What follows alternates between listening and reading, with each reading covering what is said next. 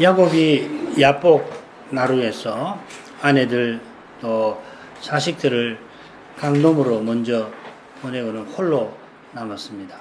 홀로 남은 야곱이 군사를 몰고 오는 에서 만날 일을 두고 하나님과 씨름합니다. 줄거리 한번 보시죠. 24, 25절 어떤 사람이 나타나서 야곱과 씨름하다가 이기지 못하고 그의 환도뼈를 쳤다는 이야기입니다. 그러자 26절에 야곱이 그 사람에게 나를 축복해 주십시오. 그렇지 않으면 보내지 않겠습니다. 하였습니다.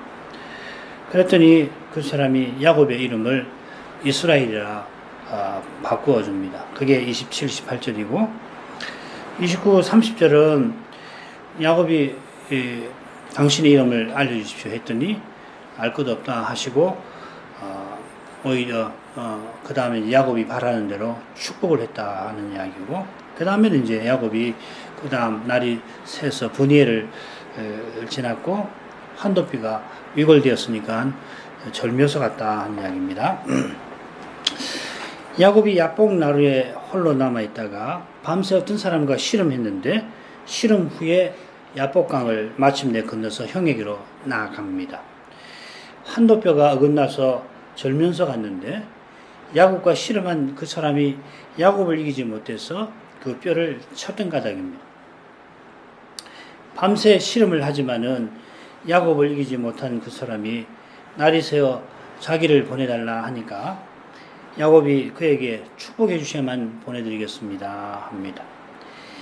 야곱이 축복해달라 청한 것은 자기와 씨름하는 그분이 누군지를 씨름하면서 깨달은 까닭입니다. 야곱이 청한 대로 그분이 축복해 주시고 떠나는데 그때 야곱은 내가 하나님과 대면하여 보았다 고백하고서 씨름한 그곳을 푸니엘 하나님의 얼굴이라 불렀습니다. 야곱이 그곳 이름을 지었는데 야곱과 씨름한 분이 야곱의 이름을 새로 지어 주십니다. 그 새 이름이 유명한 이스라엘입니다. 야곱의 후손이 이후로 이스라엘이라 불립니다. 이 이름을 불러주신 뜻을 밝히는데 내가 하나님과 사람으로 더불어 겨루어 이겼습니다 하였습니다. 사람으로 곧 여호와의 사자로 나타나신 하나님과 씨름했는데 하나님과 또 사람으로 더불어 겨루었다 하십니다. 새로운 이름을 주신 뜻은 밤새 야복강에서 씨름한 그 사실과만 붙어 있는 게 아닙니다. 자, 24, 25절 읽겠습니다. 야곱은 홀로 남았더니 어떤 사람이 날이 새도록 야곱과 씨름하다가 그 사람이 자기가 야곱을 이기지 못함을 보고 야곱의 환도뼈를 치매 야곱의 환도뼈가 그 사람과 씨름할 때 위골되었더라. 어떤 사람이 나타나서 씨름한 일이 우리에게 심지어 야곱에게도 뜻밖의 일일 수가 있습니다만은 창세기 32장에 기록된 사건들에 비춰보면 꼭 그렇지만은 않습니다. 창세기 32장은 마하나임에서 두 진영의 천군이 야곱을 만난 사건으로 시작되고 중간에 형을 만날 일을 두려워하던 야곱이 하나님께 기도하는 일로 이어졌는데 이제 마지막 대목에서 여호와의 사자가 야곱에게 나타나신 것입니다. 물론 처음에 야곱은 이분을 어떤 사람으로 알았습니다마는 씨름하다가 곧 여호와이시구나 깨달았습니다. 요컨대 32장에는 여호와께서 야곱과 함께 하심이 줄곧 이어지는 것입니다. 그런데도 연약한 인생은 자기 사자들의 보고에 두려워했고 참된 기도를 드린 후에도 그러합니다. 이 근원적인 연약함 때문에 야곱이 처음부터 여호와의 사자를 식별하지 못한 것입니다. 야곱만 그런 게 아니라 아브라함도 근본적으로 같으죠.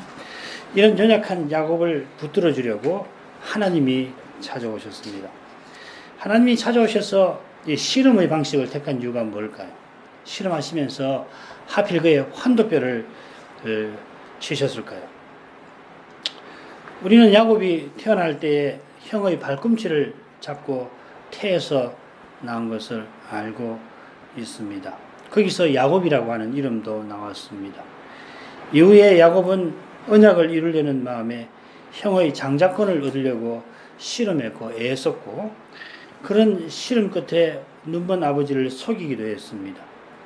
그 결과 자기 고향을 떠나 조상의 고향으로 피신했지만 외삼촌의 꾀에 품꾼처럼 지내면서 언약을 이루려고 씨름하다가 마침내 고향에 돌아옵니다. 그러나 야곱은 예수를 만나서 그의 보복을 피하려고 씨름합니다. 혼자 씨름합니다.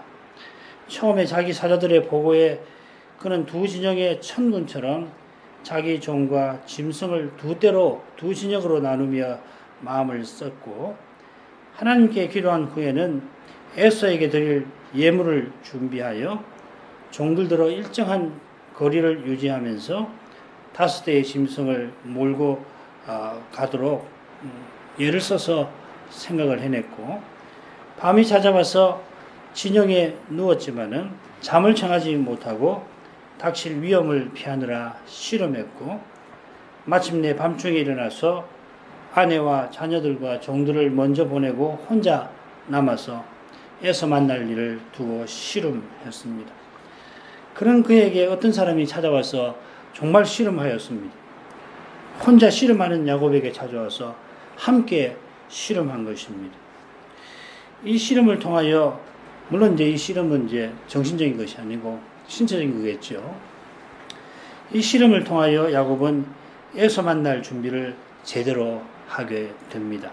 혼자서 형을 만나려 할 때는 야곱이 사람의 꾀를 계속 의지합니다만은 이 사람과 씨름하면서 그의 생각이 바뀝니다. 성경에 이 사람이 자기가 이기지 못함을 보았다 했는데, 이 말은 이 사람이 야곱의 환도뼈를 단번에 쳐서 어긋나게 만든 사실을 비추어서 살펴야 할 겁니다. 환도뼈가 얼마나 단단한지 저는 잘 모릅니다만은 한 번에 뼈를 어긋나게 할 힘이라면은, 그러면 야곱을 얼마든지 제압할 것 같은데, 야곱이 패배를 인정하지를 않습니다. 야곱이 패배해야 하는데 객관적으로는 오히려 끝까지 버팁니다. 나중에 드러난 대로 그 사실을 우리가 이미 알고 있습니다만은 하나님이 야곱들어 버티게 하신 것입니다. 야곱들어 계속 씨름하게 하신 것입니다. 이 환도뼈를 쳐서 어긋나게 만들었다 했는데, 이 환도뼈는 넓적다리에서 허리를 받쳐주는 골반뼈입니다. 전에 아브라함의 종이 이삭의 아내를 구하러 갈 때에 환도뼈 안에다가 손을 넣게 해서 맹세하게 했던 것을 기억하실 겁니다. 이 맹세는 내 씨가 바다 모래같이 많으리라 하는 하나님의 약속과 붙어 있습니다. 이 환도뼈, 이 주변, 이 허리, 이것이 자녀를 낳는 기능과 관계해야 되는 겁니다. 그런 점에서 화목제의 오른 넓적다리를 제사장에게, 화목제 드린 제사장에게 돌리고 왼쪽 넓적다리를 왕이 될 사울에게 돌린 그 뜻을 이해할 만합니다.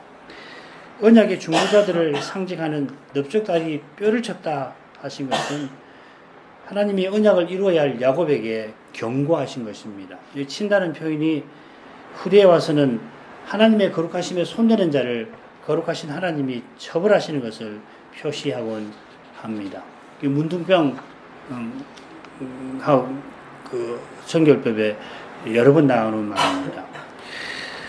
역대기 하 26장 20절에 우시아 일 아시죠?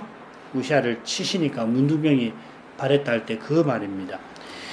야곱이 하나님 은혜로 라반에게서 벗어났고 마하나임에서 하나님의 사자를 만났는데도 여전히 사람의 꾀로 에서의 위협을 벗어나려고 하는 태도를 하나님이 버리라고 하신 것입니다.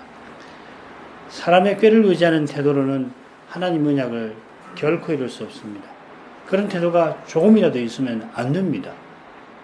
하나님이 언약을 맺으신 것은 본래 사람이 하나님을 의지하며 살게 하신 그 뜻을 이루려 하심입니다. 사람이 타락해서 하나님처럼 되려 했는데 하나님이 심지어 사람 되셔서 사람이 하나님을 바르게 모시게 하신 것입니다. 이처럼 하나님이 언약을 이루십니다. 언약 이루시는 하나님이 그 길에 방해되는 것을 다 버리게 만드십니다. 하나님만 의지하게 하셔서 하나님 안에서 참된 기쁨을 얻게 하시는 것입니다. 26절 그 사람이 가로되 날이 세려하니 나로 가게 하라. 야곱이 가로되 당신이 내게 축복하지 아니하면 가게 하지 아니하겠나이다. 야곱이 씨름하게 된 경위하며 씨름하는 과정에서 틀림없이 신비한 뭔가를 느꼈고 자기와 씨름하는 그분이 단지 사람이 아니라 여호와이심을 깨달았습니다. 100세가 가까이 된 노인이 밤중에 어떤 사람과 씨름하는 게 이게 결코 흔한 일이 아닙니다. 누가 씨름하려고 해도 씨름을 응할 필요가 없잖아요. 자기도 모르는 사이에 야곱은 그 사람과 씨름하고 있었고 씨름하면서 자기도 모르게 어느덧 자기의 문제를 놓고 씨름하였습니다. 혼자 그 문제 풀려고 강가에 남아 있었는데 이 사람과 함께 씨름하면서 자기의 문제가 무엇인지 깨닫게 되었습니다. 특별히 자기와 함께 씨름하는 그분이 자기의 환도뼈를 치는 그 순간에 하나님의 감당할 수 없는 은혜를 맛보았으면서도 여전히 사람의 꾀로 애서 만날 일을 씨름하였던 자기가 얼마나 그릇되었는지를 알았습니다. 그때 그 사람이 날이 세려하니 가겠다 하니까 야곱이 내게 축복해 주십시오. 간구합니다. 야곱이 전에는 아버지에게 하나님의 복 받으려고 꾀를 썼는데 애를 쓴 거죠. 꾀를 쓰면 애를 씁니다. 이제는 하나님께 복 주실 것을 구합니다. 씨름하기 전에 여전히 자기 꾀로 에서의 악에서 피하려 했는데 바로 그것이 에서의 공격보다 하나님의 언약을 허무는 악임을 깨달은 겁니다. 자기가 스스로 언약을 이루지 못한다는 것을 깨달았습니다. 그런 까닭에 그는 하나님께 간절히 매달립니다. 가게 하지 아니하겠나이다 하는 야곱의 말은 자기가 하지 못하게 막겠다. 자기 힘으로 어떻게 해보겠다는 뜻 아니지요. 축복해 주시기를 간절히 바라는 심정을 표시한 겁니다. 하나님이 언약을 꼭 이루어 주시기를 구하는 겁니다. 돌려 생각하면 하나님이 이제 가게 하라 하셔서 가게 하지 아니하겠나이다 하는 반응이 야곱에게서 나오게 하신 것입니다. 우리의 간절한 심정도 주님이 주십니다. 먼저 찾아오셔서 주님을 부르게 하십니다. 항상 그렇습니다. 우리가 먼저 호흡을 구해서 그래서 받은 호흡을 받아가지고서 숨 쉬는 것이 아니라 먼저 호흡을 주셔서 하나님의 이름을 부릅니다. 정말 너무 당연한 이야기 아닙니까? 이게 사람의 조건입니다. 사람은 하나님을 떠나서 한순간도 있지 못합니다. 하나님과 교제하는 일은 오직 은혜입니다. 하나님이 그 은혜를 구하라 하시니 마땅히 구해야 합니다. 20절 28절로 가겠습니다. 그 사람이 그에게 이르되 내 이름이 무엇이냐? 그가 가로되 야곱이니이다. 그 사람이 가로되 내 이름을 다시는 야곱이라 부를 것이 아니요 이스라엘이라 부를 것이니 이는 내가 하나님과 사람으로 더불어 겨루어 이겼음이니라. 우리 한글 개혁 성경은 25절서부터 계속해서 그 사람 왜냐하면 우리는 대명사를 잘 안 쓰니까 그 사람이라고 번역하지만은 실은 사람이라는 표현은 없습니다. 말하자면은 이 씨름한 분의 정체를 모세는 줄곧 가립니다. 모세가 억지로 감추려고 하는 게 아니라 그분 자신이 신비하셔서 그렇습니다. 신비하신 그분이 야곱에게 묻습니다. 야곱 이름 몰라서 묻는 게 아니라 고대 근동의 문화를 고려한다면은 높은 분으로서 묻습니다. 아울러 야곱들어 자기가 누군지 고백하게 만드시는 겁니다. 야곱이니이다 이렇게 번역이 잘 되어 있습니다만은 하나님의 하문을 받는 연약한 사람은 그저 야곱 이렇게 아뢰입니다. 뭐 입니다 이런 말 없습니다. 저는 야곱입니다. 뭐 저는 이런 말도 없고요. 그냥 야콥 이렇게 이야기를 합니다. 이는 무례함에서 나온 퉁명스러운 대답이 아니라 부끄러움에서 겨우 나온 대답입니다. 인정하지 않을 수 없지만 드러내기 부끄러운 자신입니다. 감출 수 없지만 없어지기 바라는 자신입니다. 주님이 내 안에 사셔서 주님을 드러내 주셔야만 비로소 자신의 문제에서 벗어납니다. 자신에게서 벗어나는 겁니다. 자신이 문제잖아요. 그리스도와 함께 내 옛사람이 죽고 새 사람이 그리스도와 함께 사는 거기, 장차 그리스도와 같아지는 저기 참된 자신이 우리가 있습니다. 참된 내가 있습니다. 참된 자신은 회개의 길에 있습니다. 끊임없이 자기를 부인하고 하나님에게 나아가는 길에 있습니다. 자기 부인이 변질되어 자기 자랑이 되지 않으려면 얼마든지 그럴 수 있지요. 우리 교회가 그럴 수 있습니다. 자기 부인, 우리가 입이 닳도록 이야기했지만 이게 자기 자랑이 될 수가 있습니다. 변질되면. 그 길은 죄를 철저히 깨닫는 것밖에 없습니다. 부끄러움에서 벗어나려고 쉽게 은혜를 또한 말하지 말아야 합니다. 쉽게 은혜를 말하면 죄도 쉽게 생각합니다. 죄를 쉽게 생각하는 사람은 자신도 남도 현실도 다 쉽게 생각합니다.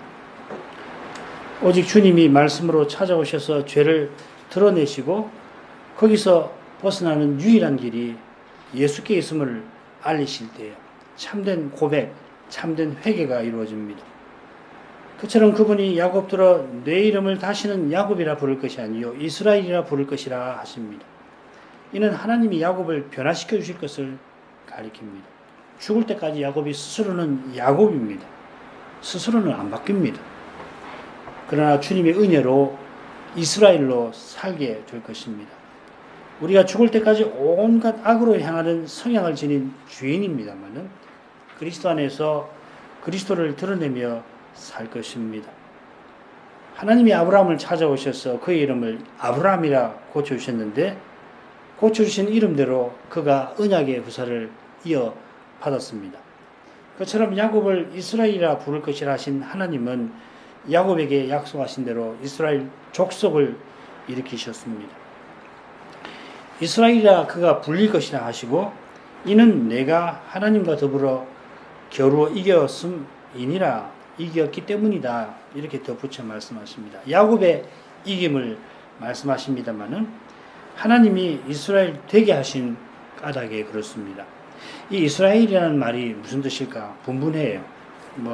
크게 해석이 몇 가지가 있는데 하나님이 싸우신다, 하나님이 치유하신다, 하나님이 다스리신다. 어떻게 번역하든지 하나님의 주권, 하나님의 은혜가 두드러집니다.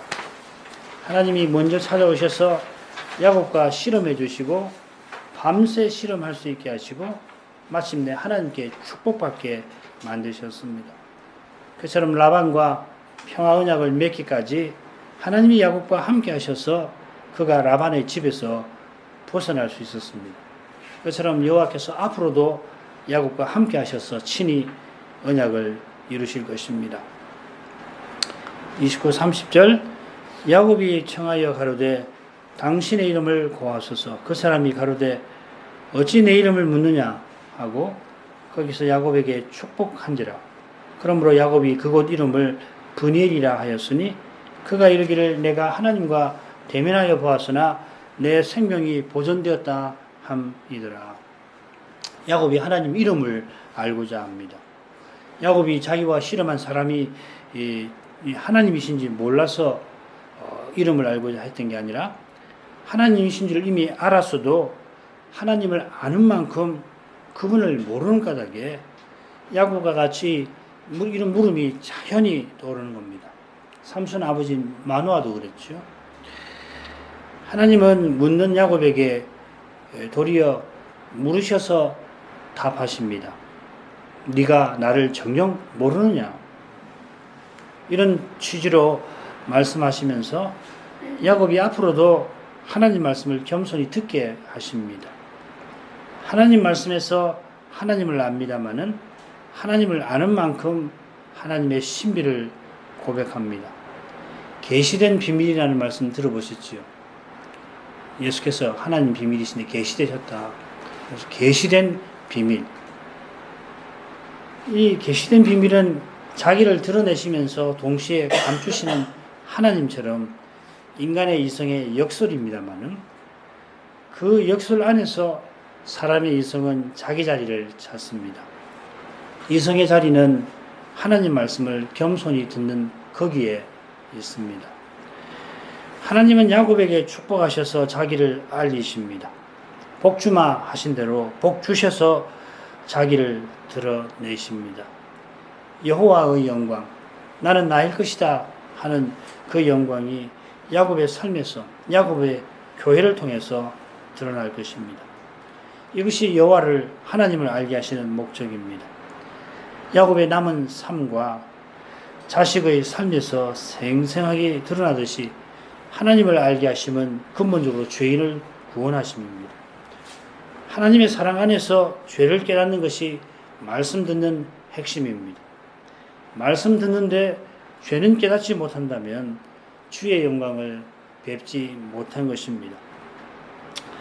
하나님이 어찌 내 이름을 묻느냐 하셨습니다마는 야곱은 그것을 브니엘이라 하나님을 대면하여 보았다 하는 뜻인데, 그래도 자기 생명이 보존된 사실, 곧 하나님의 사랑이 야곱의 마음을 채웠습니다. 죄인이 하나님을 뵙고도 죽지 아니한 것은 하나님이 죄인을 위하여 목숨 버리시는 까닭, 그리스도 때문입니다. 이만큼 아시죠? 같이 기도하겠습니다. 거룩하신 하나님, 야곱이 밤중에 일어나서 식구들을 야복 나루를 건네고 홀로 남아 형을 만날 일로 실험하고 있었을 때 자기 문제에 빠져있던 그를 위하여 신이 한 사람으로 찾아가셔서 그와 함께 실험해 주셨습니다. 여호와께서 여호와의 사자로 야곱을 찾아가신 그 일은 언제나 사람의 생각을 넘었습니다. 어떻게 여호와의 사자께서 동시에 여호와 자신이신지 우리 인생은 그 신비를 다 헤아릴 수가 없습니다. 바로 그 신비에, 그러나 그 신비가 하나님의 사랑에도 나타나는 줄 믿습니다. 하나님의 사랑을 받을 자격이나 가치가 전혀 없는 인생을 하나님은 먼저 사랑하시며 변함없이 사랑하십니다. 그 사랑이 야곱들어 자신을 보며 자기 현실을 바라보게 하십니다. 야곱이 여전히 형 만날 일에 관하여 두려워할 뿐, 그 일에 관하여 아무리 사람이 예상해 봐도 예상대로 그 일이 이루어질지 전혀 알지 못했고, 그래서 더욱 두려움에 사로잡힐 뿐이었습니다마는, 그러나 현실만 잘 보지 못한 게 아니라 자기가 야곱인 사실을 철저히 깨닫지 못하였습니다. 야곱이 겸손히 자기가 죄인임을 깨닫게 하시고 오직 주님의 은혜를 간구하게 하셨습니다. 이것이 죄 있는 인생에게 마땅한 것입니다마는 야곱처럼 오직 하나님이 우리의 죄를 깨닫게 하십니다. 주님의 사랑 안에서 죄를 깨닫는 이것이 실로 복된 일인 줄 믿습니다. 이 복된 깨달음을 저에게 늘 베풀어 주옵소서. 하여 사람이 뭘 이루어 보려고 하는 허망한 데서 벗어나게 해 주옵소서. 그 허망한 교만을 늘 깨닫게 해 주셔서 겸손히 주님 안에서 참된 기쁨을 얻게 해 주옵소서. 이 기쁨으로 저희가 믿음의 시련을 능히 견딜 수 있을 줄 믿습니다. 어떤 현실에서든지 그리스도를 행하게 하시고, 그리하여 그리스도께서 틀림없이 약속대로 이루어 주심을 맛보게 해 주옵소서. 십자가 지신 주님이 부활하신 것처럼 부활하신 주님은 죽을 것 같은 이 인생도 능히 살려주실 줄 믿습니다. 눈앞에는 죽음이 가까이 있고 주님의 교회가 다시는 일어서지 못할 것 같을지라도 주님이 함께 하시면 주님이 말씀하신 대로 이미 교회를 세우게 계시고 주님의 몸과 지체를 통하여 주님의 부활 생명을 드러내실 줄 믿습니다. 십자가로 나가신 주님처럼 그저 악한 일을 당하기만 하는 게 아니라 어쩔 수 없이 당하라 하시니까 당하기만 하는 게 아니라 그 일을 기꺼이 받아들일 수 있기를 기도합니다. 까닭없이 악한 일을 당해서 마음에 억울함과 쓰라림이 일어나 그런 자신에게 또한 괴로워하게 되기 쉬운데, 그럴 것이 아니라 주님이 내 죄에 인하여서 십자가를 지신 그 사실을 기억하여 조금이라도 보복하려는 마음을 품지 말고 핍박하는 사람을 위하여 기도할 수 있기를 구합니다. 그런 기도를 드리는 거기에 틀림없이 주님이 말씀하시는 교회가 세워져 갈 것입니다. 그런 기도를 드리는 신자를 통하여 주님이 그 영광을 나타내실 줄 믿습니다. 자비하신 아버지, 이 복음이 저에게 절실합니다. 주님의 은혜가 항상 필요합니다. 사람이 복음을 전하지 못합니다. 은혜는 오직 선물입니다. 이 선물을 계속 허락해 주십시오. 말씀 전할 일을 세우시고 보내어 주시옵소서. 사람은 아무리 생각해도 그 길이 보이지 않지만은 주님은 그 길을 능히 만들어 여십니다. 주님 행하시는 일이 사람의 생각을 항상 넘었습니다. 그런 까닭에 주님은 우리가 구하는 것이나 바라는 것에 언제든지 넘치게 해주십니다. 주님 주시는 것이 실은 다 분에 넘칩니다. 자비하신 아버지, 저희들 가운데 몸이 약한 이들과 가난한 이들과 외로운 이들을 돌봐주시기를 구합니다. 주님의 사랑을 맛보게 하셔서 참된 위로를 주님 안에서 발견하게 해 주옵소서. 주님만이 우리의 유일한 위로가 되십니다. 예수님 이름으로 기도합니다. 아멘.